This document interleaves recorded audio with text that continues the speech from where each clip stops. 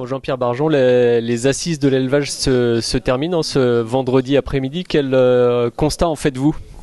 Oui, alors elles ne sont pas encore complètement terminées puisque le débat est tellement riche et intéressant que nous sommes très en retard sur le programme, mais on en tire vraiment une satisfaction, la satisfaction qui était d'arriver à poser la problématique de nos éleveurs, l'arriver à récupérer en fait tous ces avis. On a eu plus de 2000 interventions sur Internet et ces 2000 déclarations interventions ont fait 20 000 contributions.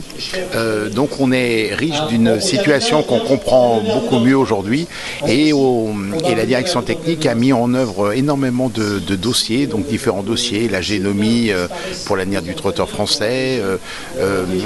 Là nous sommes en train de parler du transport de sperme. Nous avons préalablement parlé de l'ouverture éventuelle à un apport de courant de sang étranger.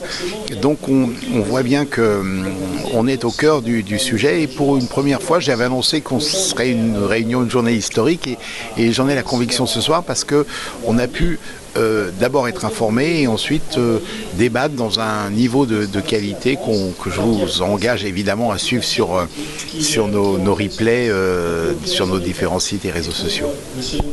Alors aujourd'hui, aucune décision concrète officiellement n'a été vraiment actée, mais est-ce que vous avez senti qu'une tendance se dégageait? Alors je parle principalement pour les deux sujets un peu clivants de ces assises. D'un côté l'ouverture du studbook et de l'autre le transport des semences. Justement, on n'est surtout pas là pour prendre des décisions et je rappelle que c'est le comité qui est lui seul souverain pour prendre des décisions. Donc là, nous sommes dans des réunions de travail. Ces réunions de travail sont ouvertes à tous et on va pouvoir voir où on l'a vu en direct, on va le voir en replay, la totalité des échanges, la qualité des dossiers et autres. Et à la suite de ça, bien, il y aura une étape supplémentaire et puis après une autre étape pour arriver à digérer et à voir tout ça. Alors, vous avez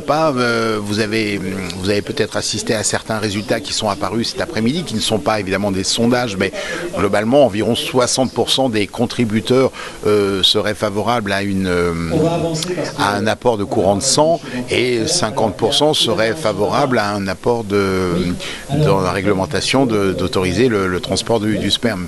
Donc on voit bien que c'est des sujets extrêmement clivants et ce qui est passionnant c'est d'écouter les échanges et de comprendre les arguments de tous pour arriver à la fin à se faire un avis et ensuite eh bien, le comité décidera de ce qu'il veut faire.